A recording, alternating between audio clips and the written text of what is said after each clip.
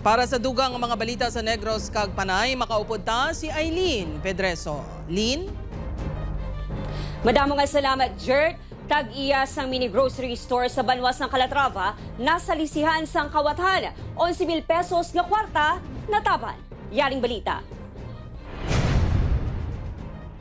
Makita sa sini nga video ang pagsulod sang babae nga nakaputi nga long sleeves sa isa ka mini grocery store sa Barangay Suba Public Market sa Banwas ng Calatrava. Sa isa pa kaanggulo sa CCTV, makita ang babae nga nagatupad sa Manubaligya malapit sa kahera samtang nagapalista sang iya ginapang kompra. Wala nakita ang paglibot sang babae sa piyak nga porsyon sang Tiangge. Apang didto na sinitigayon nga nataban ang sling bag sang tag-iya nga may unod nga cash. Sunod sa tag-iya sang store nga si Jelly, nagpakuno-kuno nga customer ang babae.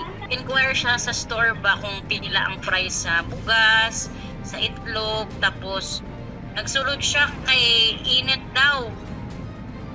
Okay. Inang balansa sa akon nga inang bantay ba nga wait lang. 11,000 pesos nga cash ang nataban sa suspeka. Nabisit sa mga cash in cash out sa tubang. Amo to nga ang bag nga ara sa babaw sa printer nga halin sang delivery ko. Amo ang ginkuha ang sulod nga nga kwarta. Hindi sila pamilyar sa babayi, kag posible pangayaw lang sunod sa banas ng tag-iya. Posible man kuno nga may upod pa inis ang nagpangawat.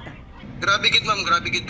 Si Mrs. Gary daw sana gahilibin siya kay syempre hindi man good time rin mapangita kwarta daan tapos katrabaho kami sa patas. Negosyo kami sa patas. Gin-report na sa kapulisan ng insidente kag ginatumod na ang babayi sa video.